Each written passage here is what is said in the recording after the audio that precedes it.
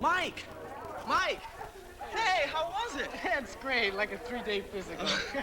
Hey, did you get a ticket? Yep. Had to wait in line all night, though. That'll do you good. What about the folks? Oh, they'll be watching on television. All swearers and guests be seated in the auditorium. This ceremony will begin in 5 minutes. Well, I'll see you afterwards, huh? Right. Hey, let's meet right here, okay? Okay.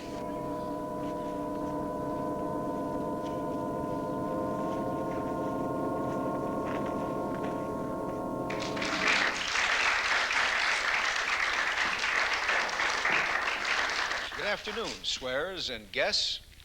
I am Randolph T. Hawk, and I am in charge of this ceremony. Now, the swearers have already met me 2 or 3 times during their physical and neurological examinations the last several days. The most important task, however, is yet to come. All of you who have just turned 18 will swear allegiance to the government and put your personality, your innermost thoughts, into Moldavac's records.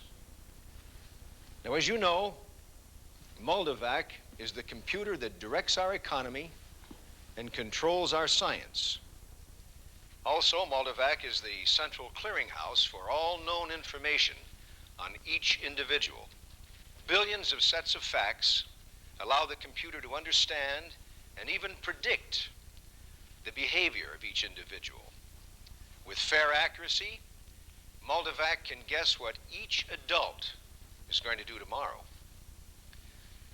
When there's a chance someone plans to break the law, this information is given to regional correction departments and to the Central Board of Corrections.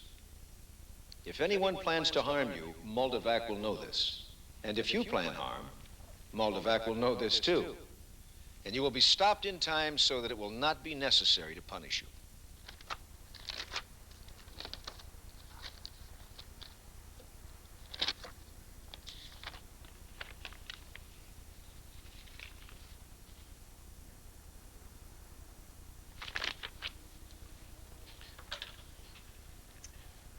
Barbara, there are 2 first-degree murders projected for tomorrow. Sir, both cases are quite low in probability, under 15%. Moldovac has a reputation to maintain, but the public judges its record on one thing, and one thing only: murder. I realize that, Mr. Chairman. I don't want a single murder committed during my term as chairman of the Central Board of Corrections. If one occurs, I'll have your scalp. Understand? The complete analyses of the 2 potential murderers are already at the appropriate district offices. The potential criminals and victims are under observation. I personally have rechecked the probabilities of the crimes being committed, and they are already getting smaller. All right, then. Keep on top of it. Now, until today, you have not been adults. Your parents supplied the necessary data to the computer on you. Now, you have the great honor and the great responsibility of being filed separately with Moldovac. To do this, you must tell Moldovac everything. You must hold back nothing. Now, this is hard to do the first time. It's embarrassing even. But it must be done. No one will know your answers but Moldovac, unless it becomes necessary for government officials to become involved in order to protect you. Do not stretch the truth when you communicate with the computer. All of your answers together form a pattern. And if you answer falsely, Moldovac will recognize this. You must tell the truth. What do we do? He's worried about a lousy murder or 2, huh? He's an elected official, Ray. Can't blame him. He'll interfere. They all do. I want to leave him out of it for now. We are, by keeping this from him. But if we don't handle this effectively, we're through. We're through. The world is through. It's only 12.3%. Only 12.3? Barbara, Yes, Mr. Chairman. how did the number of crimes in the daily list for the past week compare with my first week as chairman? Down 8%. Good. Good. Since we have major crime almost wiped out and minor crime off sharply, why can't we start predicting disease? Think of being able to predict heart attacks a day ahead of time. Why don't we do a feasibility study? Brilliant idea, sir. Let's do this as quickly as possible, Barbara. This will be a chairmanship people will remember. I told him 6 months ago we were initiating a study in that area. He'll take credit for it himself. They'll remember his chairmanship, all right. But only because someone plotted the one crime worse than murder. One crime never conceived in the history of Multivac. The assassination of the computer. The murder of Multivac. Now you are adults. Now you are ready to enter into your personal relationship with Multivac. Multivac will be your guide, and Multivac will be your protector. If you have a personal problem, Multivac will help you at any time of the day or night. Now always remember, Multivac directs our economy, laws, and science for the good of all.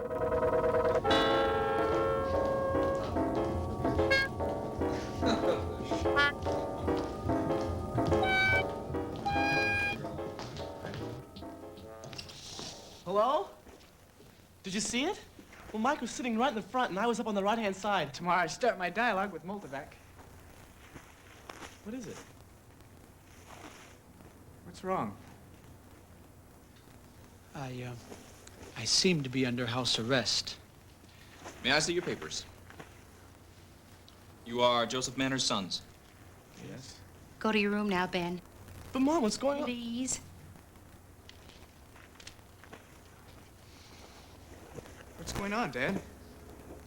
I don't know, son. I haven't done anything. Sure you haven't done anything. They must be here because you're thinking of doing something. No, I swear How it. could he be thinking of doing something worth all of this? You know, when I was a little girl, I remember the father of a friend of mine was working in a bank. And they once called him up and said to leave the money alone. And of course he did. I mean, he hadn't really taken anything. He was just thinking about taking it. But I mean, a lot of money was involved. Yet all they did was call him up. One phone call. What could your father be possibly planning that would deserve all of this? Having all these men come down here and close off the house. But I am planning no crime. I swear it. Maybe it's something subconscious. No. Where you're not even aware of it. Some resentment against someone. So that I would want to kill? I mean, to murder? Is that Won't what they tell you what it is? No, we asked. The least they could do is tell us what it's all about, so that we could explain it, so that we could fight it. Multivac doesn't make mistakes. I tell you, I'm not planning any crime.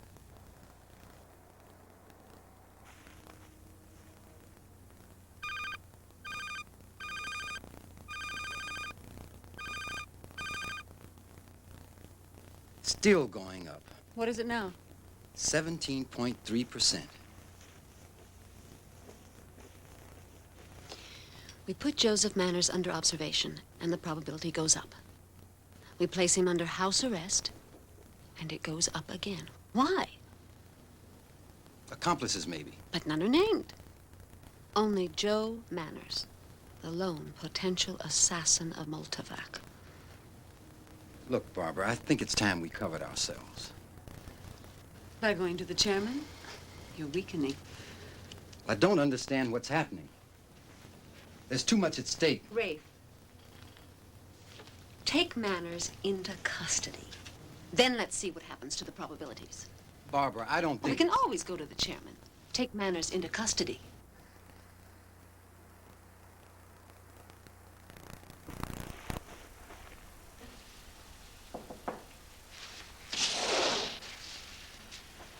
Are you Joseph Manners? What do you want? Joseph Manners, I place you under arrest by order of the government. I must ask you to come with me. What has he done? Sorry, I'm not at liberty to discuss that. But he can't be arrested for just planning a crime. All you can do is warn him. That's the law. You must come with me.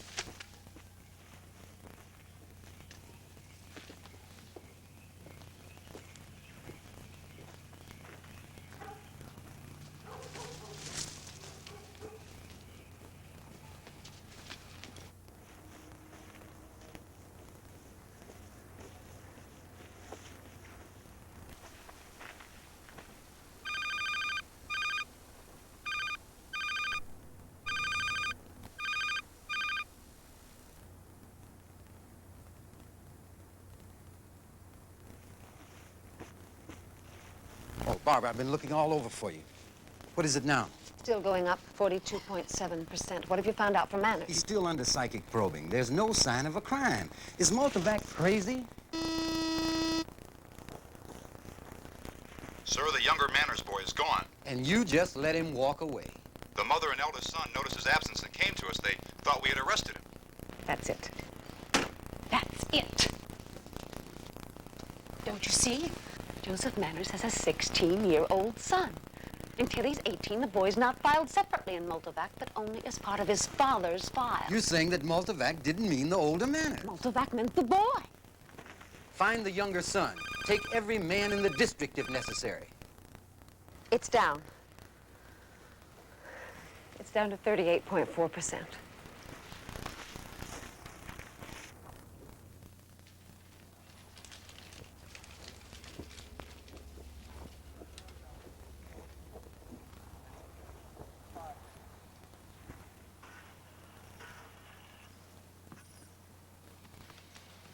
Ever been to Multivac before? Nope. It's my first time. It won't be the last, you can be sure of that. There's nothing to it. There's nothing to it at all. I wonder what people used to do before they could bring all their troubles to Multivac. Thank you.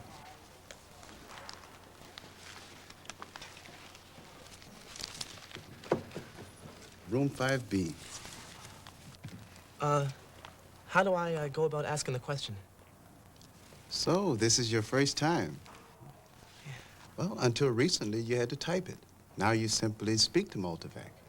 You go into the room, give your name and your identification number, then ask your question.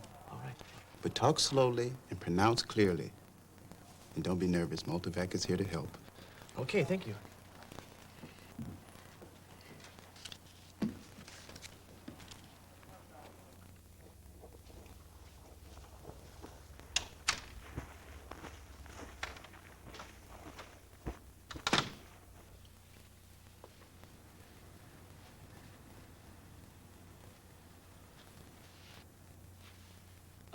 My name is Benjamin Manners, MB 718-833-412. My father, Joseph Manners, has been arrested. Is there any way I can help him? Yes, Ben, there is.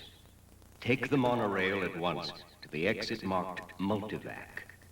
Get off the monorail. Go to the large glass building across from the station.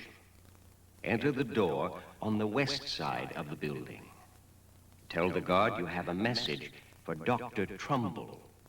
Proceed along the hallway to a door with a blue triangle on it. Enter. You will see a control lever. When the light turns red, pull this lever towards you. But what does this have to do with my father? These instructions are repeated on the card. Ben, they are to be followed immediately.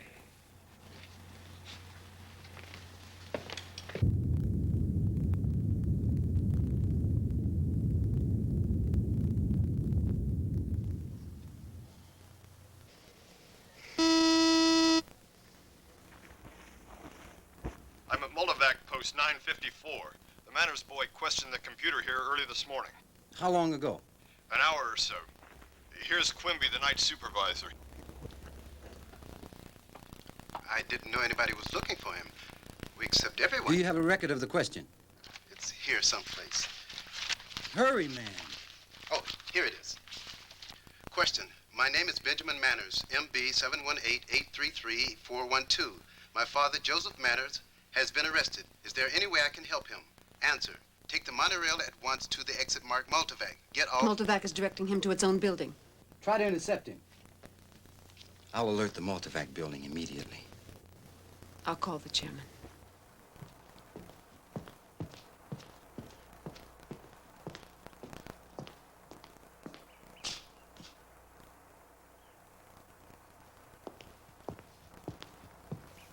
Get off the monorail. Go to the large glass building across from the station. How can the plot be worse than murder? It is. Much worse. You mean the assassination of a state official? Is he after me? That's it, isn't it? He's trying to kill me. He is trying to kill Multivac. Multivac. Can you imagine what that would mean? If Multivac were immobilized, even for a short time, our entire system would collapse. The government, the economy, everything. Of course, we're safe now.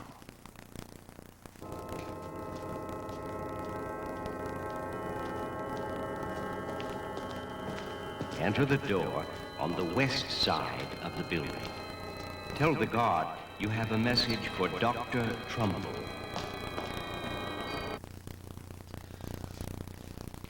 I have a message for Dr. Trumbull. Oh, sure, Jim. Go ahead.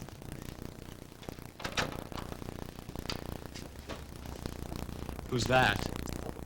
Jim Appel. He works with Dr. Trumbull. He's in and out of here all the time. It's the manners boy.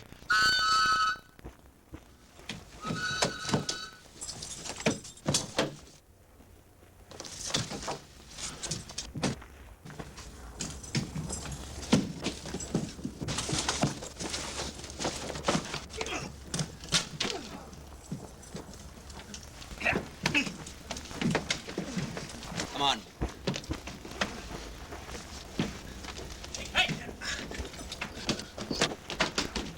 Halt or I'll shoot!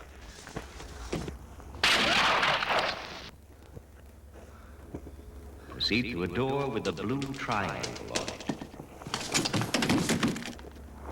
When the light turns red, pull this lever towards you. Come on. Shoot the lockout.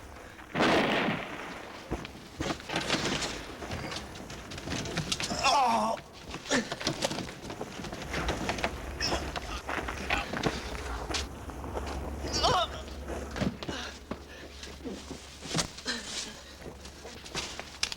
This boy, Ben Manners, had no intention of doing harm. He was only following instructions to help his father. Then the father was the ringleader. The father had nothing to do with it. Who was responsible? Multivac itself. That's insane.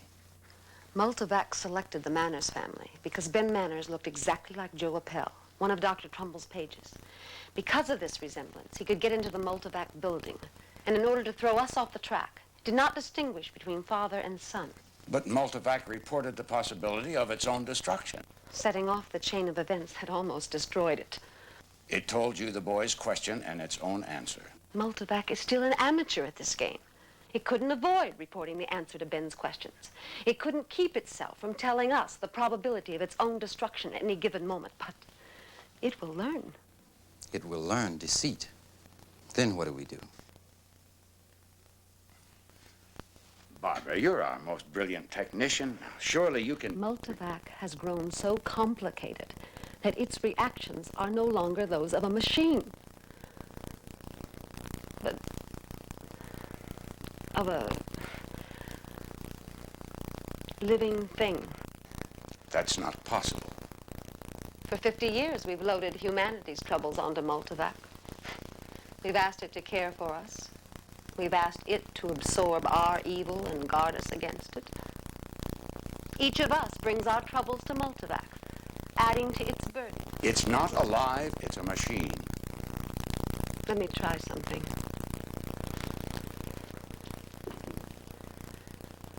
My name is Barbara Hammond, HB 544-97866.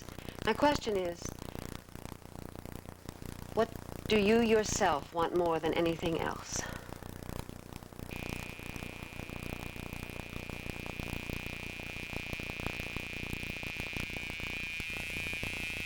I want to die. I want to die. I want to die. I want to die. I want to die. I want to die. I want to die. I want to die. I want to die.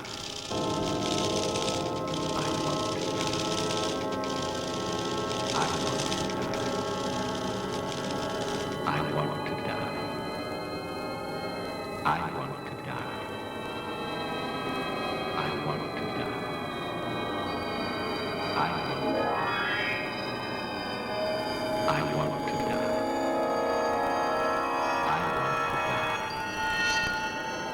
I want to die. I want to die.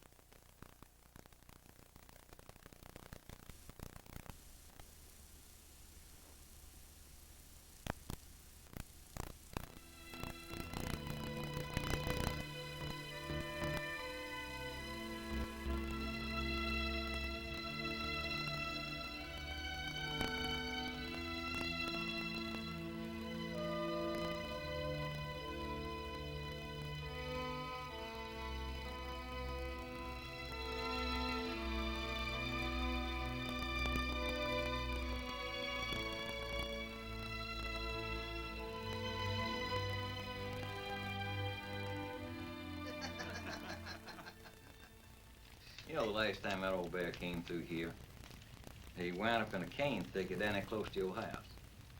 Well, there was a man here in town who wanted to be the town hero.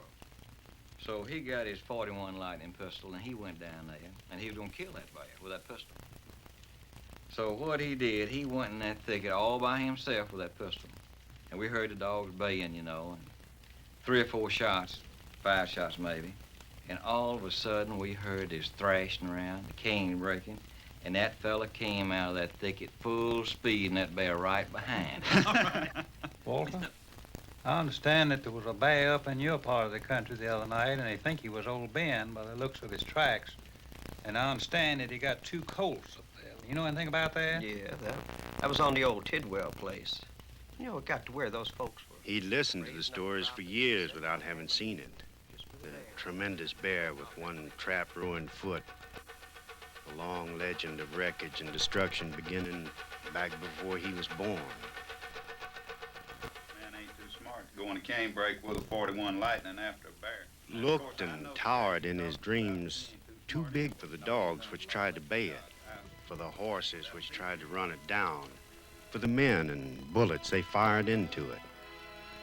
Too big for the very country which was its constricting scope, the doomed wilderness whose edges were being constantly and punily gnawed at by men with axes and plows, who feared it because it was wilderness.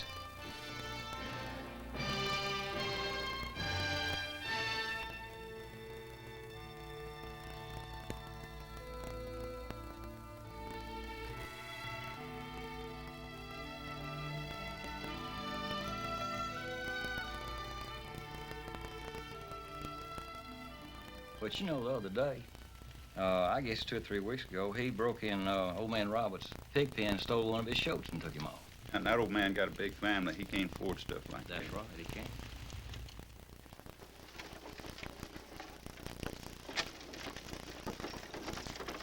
Until he was 10, he'd watched the wagon containing the bedding and food and guns, and the men. Not going into the big bottom merely to hunt bear and deer, but to keep a yearly rendezvous with the bear.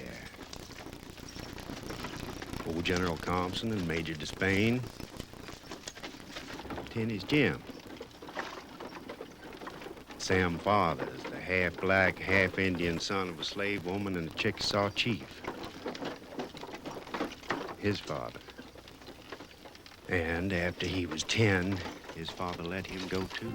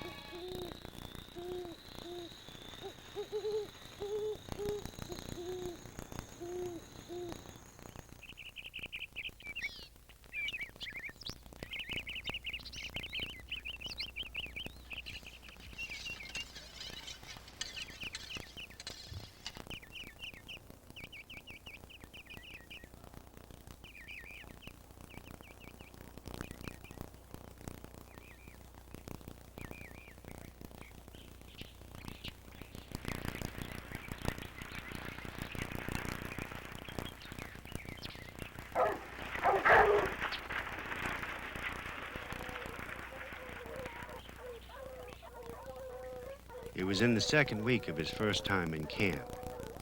He heard the dogs. At first a murmur, sourceless, echoing through the wet woods and swelling presently into separate voices he could recognize. It seemed to him he could actually see the deer. The buck, blonde, smoke-colored, elongated with speed, fleeing, vanishing. The woods, the gray solitude still ringing even when the cries of the dogs had died away. Now let the hammers down.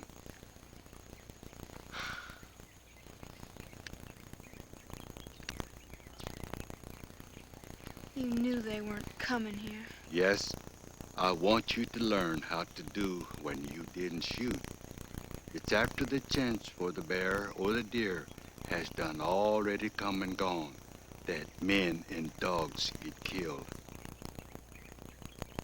Well, anyway, it was just a deer.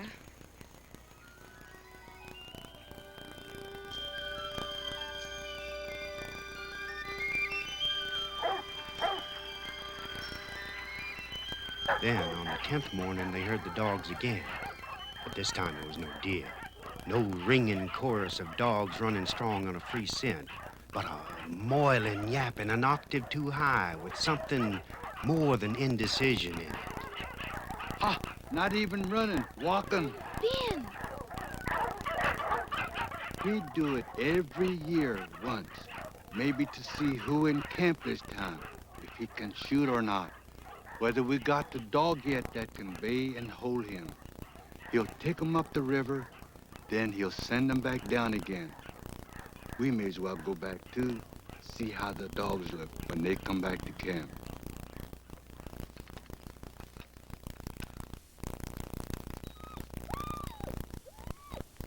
Just like a man, just like folks. Put off as long as you could having to be brave, knowing all the time that sooner or later she would have to be brave to keep on living with herself, and knowing all the time beforehand what was going to happen to her when she done it.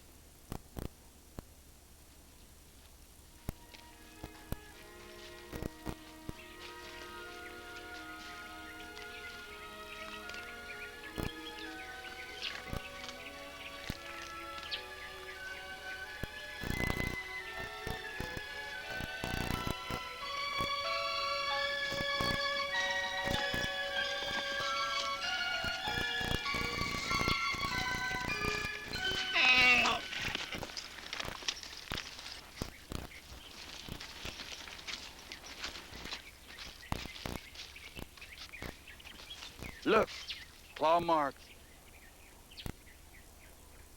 paw print. The bear. His foot's been trap run. We'll try tomorrow. We ain't got the dog yet. We got 11. It won't take but one. He ain't here. Maybe he ain't nowhere. The only other way will be for that bear to run by accident over somebody who has a gun. That wouldn't be me. It might.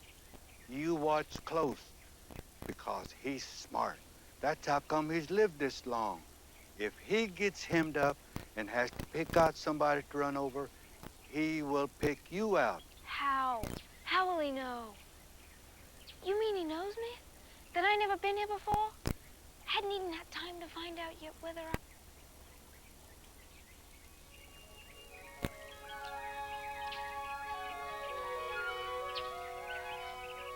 It was a stand, like any other.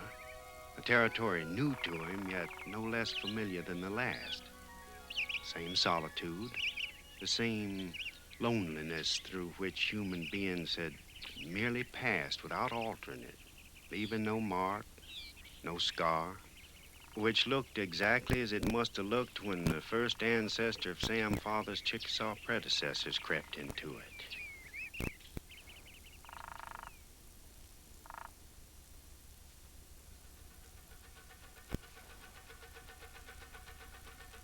He knew that the bear was looking at him, but he didn't know where.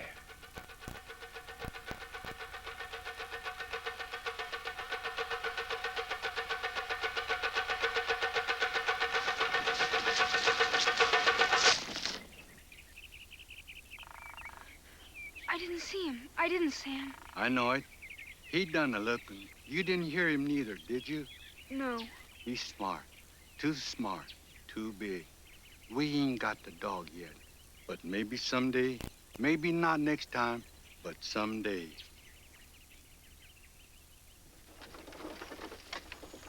It was the next year. Ed, you know, I believe that deal's gonna be better than the one we had last year. That and old Boone brought in here was a tough one. He said he killed it, but he didn't. Walter, you shot that buck 'cause I saw him. How you coming with it, Ed? Oh, I'm doing fine. Boone couldn't hit. Oh, you know Boone can hit. He can hit his mouth with a whiskey bottle every time. He's out hunting whiskey right now. He just said he's out hunting deer. You know that.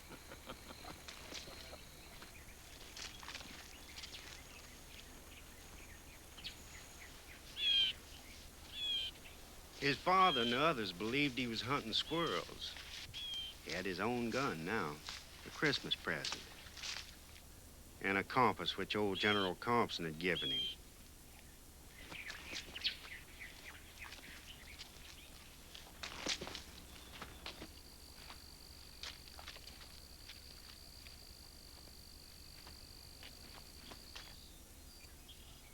He was teaching himself to be a better than average woodsman without knowing he was doing it.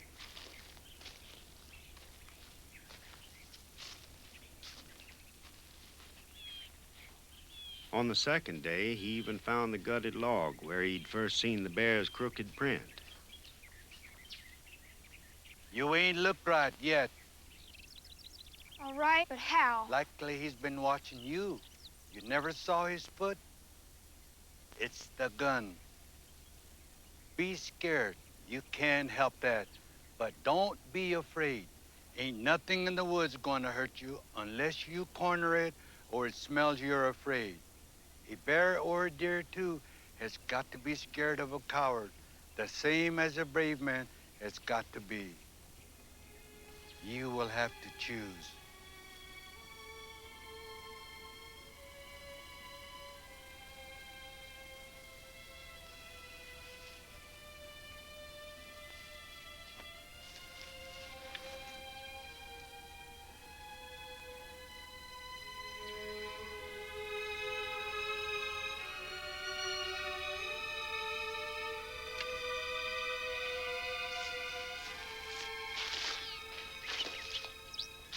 He had left the gun. Of his own will and relinquishment, he had accepted a condition in which all the old rules and balances of hunter and hunted had been ended. He wouldn't be afraid, not even in the moment when fear took him completely. Blood, skin, bowels, bones, all save that thin, clear, immortal lucidity which alone differed him from this bear and from all other bear and deer he'd ever killed in the humility and pride of his skill and endurance.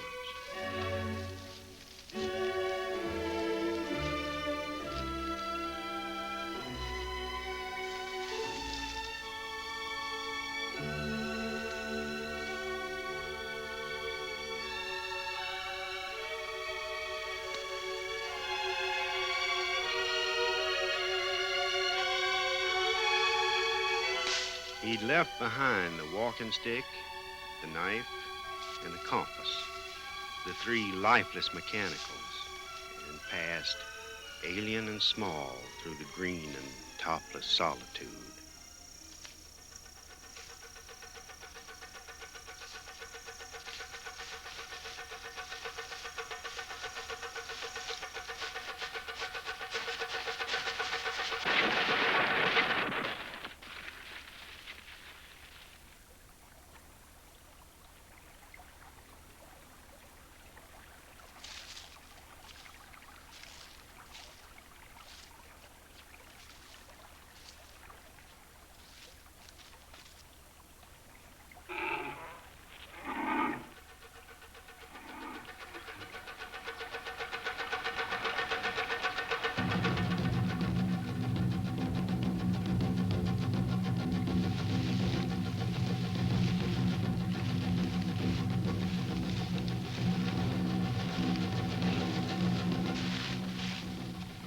He thought, it'll be next year.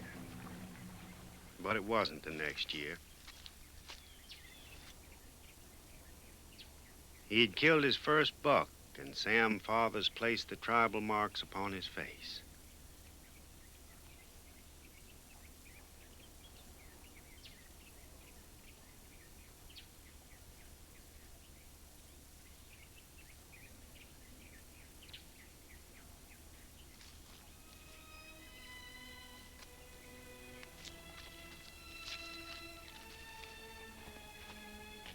The next year, he killed a bear, but not the old bear, although by now, he knew its footprints better than he knew his own.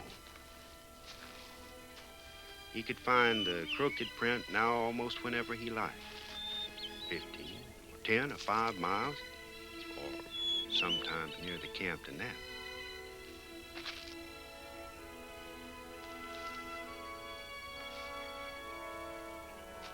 But he never saw the bear.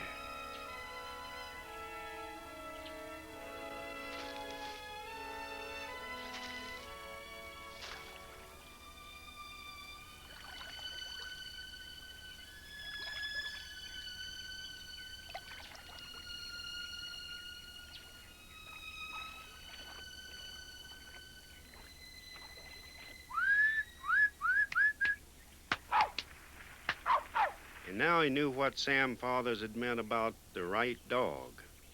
A dog in which size would mean less than nothing. So when he returned to camp alone in April, school was out then, so that the sons of farmers could help with the land's planting, he had the dog. It was his own, a ratter, itself not much bigger than a rat, and possessing the bravery which had long since stopped being courage and had become foolhardiness. He found the trail on the first morning. It wasn't a stalk. It was an ambush.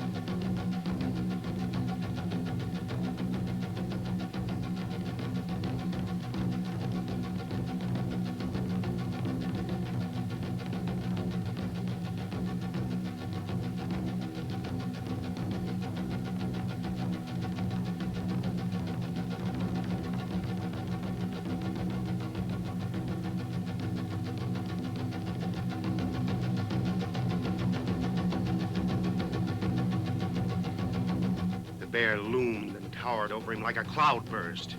He could smell it, strong and hot and rank. This was the way he used to dream about it. Then it was gone. He didn't see it go.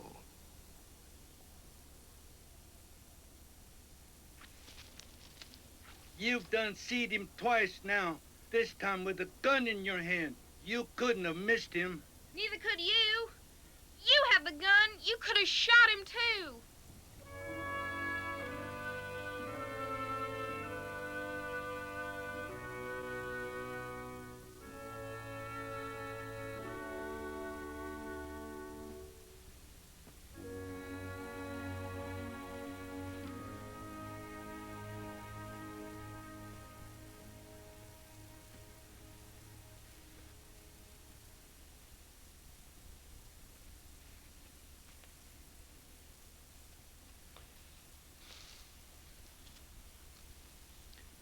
And you didn't shoot. How close were you? Well, I don't really know, sir. There was a big wood tick inside his right hind leg. I saw that. Except I didn't have the gun then. Yet you didn't shoot when you had the gun. Why? Sit down.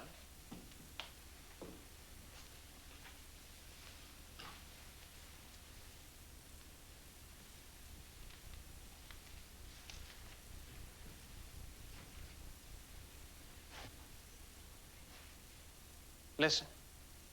Thou still unravished bride of quietness, thou foster child of silence and slow time, sylvan historian, who canst thus express a flowery tale more sweetly than our rhyme. What leaf-fringed legend haunts about thy shape of deities or mortals or of both, in Temp or the dales He of could our hear Creed? it. The wilderness, the big woods, bigger and older than any recorded document of white man foolish enough to believe he had bought any fragment of it, or Indian ruthless enough to pretend that any fragment of it had been his to convey. What men or gods are these? What maidens loathe? What mad pursuit? He thought of an old bear, not merely trying to stay alive, but with the fierce pride of liberty and freedom, who at times even seemed deliberately to put freedom and liberty in jeopardy in order to savor them. Pipes play on, not to the sensual ear, but more. He thought of an old man, son of a Negro slave and an Indian king, inheritor on the one side of the long chronicle of a people who had learned pride through the endurance which survived suffering and injustice, and on the other side, the chronicle of a people even longer in the land, yet who no longer existed in the land at all. He thought of a little dog, nameless and mongrel and many-fathered, grown yet weighing less than 6 pounds, saying as if to itself, I can't be dangerous because there's nothing much smaller than I am. I can't be fierce because they'd call it just a noise. I can't be humble because I'm already too close to the ground to bow, so all I can be is brave. And he thought of a boy who wished to learn humility and pride in order to become skillful and worthy in the woods, who was led to the point where an old bear and a little mongrel of a dog showed him that by possessing one other thing, he could possess both pride and humility. When old age shall this generation waste, thou shalt remain, in midst of other woe than ours, a friend to man, to whom thou sayest, beauty is truth, truth, beauty. That is all you know on earth, and all you need to know. She cannot fade, though thou hast not thy bliss. Forever wilt thou love, and she be fair. He's talking about a girl. He was talking about truth. Truth doesn't change. It covers all things which touch the heart. Courage, honor, pride, pity, love of justice and liberty. They all touch the heart. And what the heart holds to becomes truth, as far as we can know it. Do you see now?